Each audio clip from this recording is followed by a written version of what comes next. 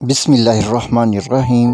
دنیا بھر کی حکومتیں اپنے شہریوں کے خلاف دہشت گردی پر قابو پانے میں ابھی تک ناکام کیوں ہیں، یا پھر وہ اپنے شہریوں کو دہشت گردی سے محفوظ کرنا ہی نہیں چاہتی؟ دہشت گردی کی حالیہ لہر کے بارے میں جدید ریسرچ کے چشم کشا انکشافات کیا ہیں؟ دنیا بھر کے خفیہ ادارے دہشت گردی کی بر وقت مخبری اور اطلاعات کے باوجود اسے روکنے کی ثمر آور کوشش کیوں نہیں کرتے؟ مذکورہ خفیہ ادارے دہشت گردی ہونے کے بعد اچانک طاقتور کیسے ہو جاتے ہیں؟ خفیہ اداروں کا یہ مضبوط معافیہ دنیا بھر کی سول حکومتوں کو آخر کنٹرول کیسے کرتا ہے؟ خفیہ اداروں کا یہ مافیا اپنے ممالک کی فوج سے بھی زیادہ طاقتور کیسے ہو گیا؟ اگر آپ دنیا بھر کے خفیہ اداروں کے ننگے ناچ کے بارے میں مکمل جاننا چاہتے ہیں تو یہ ویڈیو آخر تک دیکھیے، لہٰذا stay tune with us.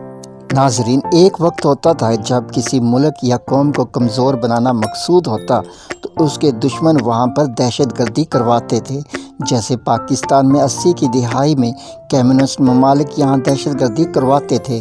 Pakistan میں اس عرصے میں کبھی بم دھماکے کروائے جاتے تھے یا پھر کبھی ہتھوڑا گروپ معصوم شہریوں کو سوتے ہوئے ہلاک کرتا تھا۔ انڈیا پاکستان کے امن میں خلل ڈالتا تو پاکستان بھی انڈیا سے حساب چکتا کرتا تھا۔ امریکہ روس میں دہشت گردانہ تنظیموں کی آبیاری کرتا تھا، جبکہ روس امریکہ میں اپنے عزائم پورا کرنے کے لیے دہشت گردی کو پروان چڑھاتا تھا۔ لیکن عصر حاضر میں اس رجحان میں 70 سے 80% تک شفٹ آ گیا ہے۔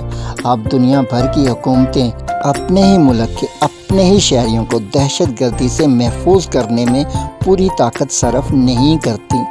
دنیا بھر میں دہشت گردی کے تقریباً 50% واقعات میں اپنے ہی ملک کے ادارے کسی نہ کسی طرح سے ملوث ہوتے ہیں۔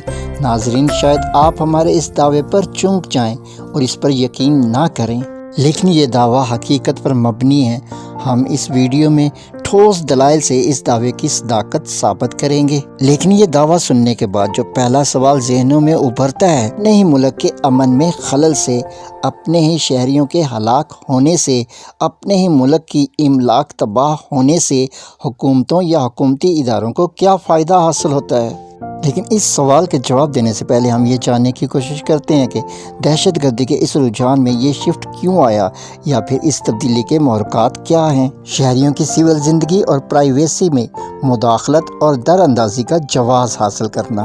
آج کل دنیا بھر کے شہری اپنی نجی زندگی اور پرائیویسی کے بارے میں بڑے حساس ہو گئے ہیں۔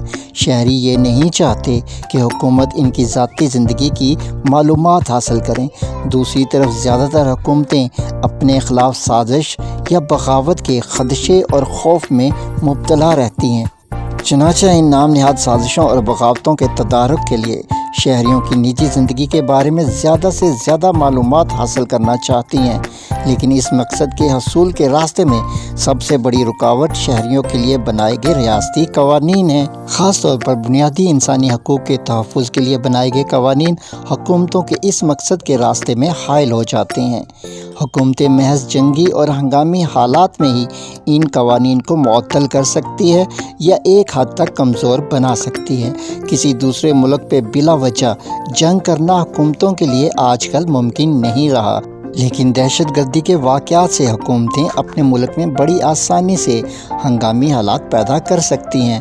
چنانچہ حکومتوں کے لیے یہ ضرورت ہو جاتی ہے کہ ان کے ملک میں کوئی دہشت گردی کا واقعہ ہو جائے، جس کو وجہ بنا کر حکومتیں انسانی حقوق کو معطل کر سکیں یا ان قوانین کو ایک حد تک کمپرومائز کر سکیں۔ مختصر یہ کہ دہشت گردی کے واقعات ہونا حکومت کی مجبوری بن جاتا ہے۔ یہ یاد رہے کہ ایسا نہیں ہوتا کہ حکومت اپنے اداروں کے ملازمین کو براہ راست بھیج کر دہشت گردی کروائیں۔ اس امر کے ادراک کے لیے پہلے ریاست کے جاسوسی نظام کو سمجھنا ضروری ہے۔ دنیا کے تقریباً ہر ملک میں کسی بھی وجہ سے ناراض شہری ضرور موجود ہوتے ہیں۔ ملک میں خوف اور دہشت پیدا کرنے کے لیے ان ناراض شہریوں کو استعمال کیا جاتا ہے۔ انہیں اکسایا جاتا ہے کہ وہ اپنے مطالبات منوانے کے لیے طاقت کا استعمال کریں۔ انہیں موقع فراہم کیا جاتا ہے کہ ریاستی اداروں پر حملہ ور ہوں یا اپنے نظریاتی مخالفین کو اپنی دہشت گردی کا نشانہ بنائیں۔ یہ حقیقت ہے کہ جدید ٹیکنالوجی اور خفیہ اداروں کی بھرمار سے حکومتوں کو دہشت گردی کے ہر واقعے کا قبل از وقت ضرور علم ہو جاتا ہے۔ ایسا بہت کم ہوتا ہے کہ دہشت گردی کے واقعات حکومتوں کی لا علمی میں ہی وقوع پذیر ہو جائیں۔ اس امر کی بنیادی وجہ یہ ہے کہ خفیہ اداروں کے مخبر تقریباً ہر شعبہ زندگی میں پائے جاتے ہیں۔ مثلاً جدید اسلحے کی تجارت میں خفیہ اداروں کے مخبر جا بجا طور پر موجود ہوتے ہیں، یا پھر گولہ بارود تیار کرنے والے لوگوں اور کمپنیز میں خفیہ اداروں کے ملازمین بھیس بدل کر بڑی تعداد میں موجود ہوتے ہیں، یا پھر مخبروں کی پوری فوج وہاں پر موجود ہوتی ہے۔ اس لیے یہ ناممکن ہے کہ جب دہشت گرد نیا اسلحہ خریدیں یا گولہ بارود قیمت کے عوض حاصل کریں، لیکن حکومت وقت اس خریداری سے لا علم رہے۔ چنانچہ دہشت گرد جیسے ہی اسلحہ یا گولہ بارود خریدتے ہیں تو حکومتوں کے علم میں آ جاتا ہے کہ ملک میں آئندہ چند روز میں دہشت گردی کا کوئی بڑا واقعہ وقوع پذیر ہونے کے قریب ہے۔ ریاستی خفیہ ادارے ہوٹل انڈسٹری پر سب سے زیادہ نظر رکھتے ہیں، اس لیے جیسے ہی مشکوک لوگ ہوٹلوں میں رہائش رکھتے ہیں یا پھر وہاں ملاقاتیں شروع کرتے ہیں، اس کی خبر بھی خفیہ اداروں کو ہو جاتی ہے۔ جب دہشت گرد نقل و حمل کے لیے ٹرانسپورٹ کے شعبے سے گاڑیاں ہائر کرتے ہیں، اس کی بھی حکومت کو خبر ہو جاتی ہے۔ خفیہ اداروں میں تجزیہ کار ماہرین ان تمام سیکیورٹی الرٹس کا تجزیہ کرتے ہیں اور پھر نتیجہ نکالا جاتا ہے کہ ممکنہ دہشت گردی کے منصوبے میں کون کون شامل ہیں، ممکنہ وقت کیا ہو سکتا ہے اور ممکنہ طور پر کس علاقے میں دہشت گردی ہو سکتی ہے۔ ناظرین، یہی وقت ہوتا ہے خفیہ اداروں کے زبردست اور بھرپور ایکشن کا۔ اگر حکومتوں کو دہشت گردی مقصود نہیں ہوتی تو انٹیلیجنس اینٹی ٹیررسٹ فورسز خفیہ طور پر چھاپے مارتے ہیں اور گرفتاریاں کرتے ہیں۔ یوں زبردست ایکشن شروع ہو جاتا ہے اور ریاستی ایکشن اس وقت تک جاری رہتا ہے جب تک ممکنہ دہشت گردی کا منصوبہ ناکام نہ ہو جائے۔ لیکن اگر صورتحال اس کے برعکس ہو، حکومتوں کے لیے دہشت گردی کے فوائد دہشت گردی کے نقصانات سے زیادہ ہو جائیں، یا پھر مخصوص حالات میں حکومتوں کو اگر دہشت گردی مطلوب ہو تاکہ ہنگامی حالات نافذ کر کے انسانی حقوق اور شہریوں کی پرائیویسی کو کمپرومائزڈ کیا جا سکے، یا پھر حکومتیں کسی مخصوص صورتحال سے عوامی توجہ کا محور تبدیل کر سکیں، ایسے حالات میں خفیہ ادارے اور ریاستی فورسز اس ممکنہ دہشت گردی کی اطلاعات پر چپ سادھ لیتے ہیں۔ سادہ الفاظ میں دہشت گردی کے منصوبے کو درکار توجہ اور پوری قوت سے روکنے سے گریز کرتے ہیں۔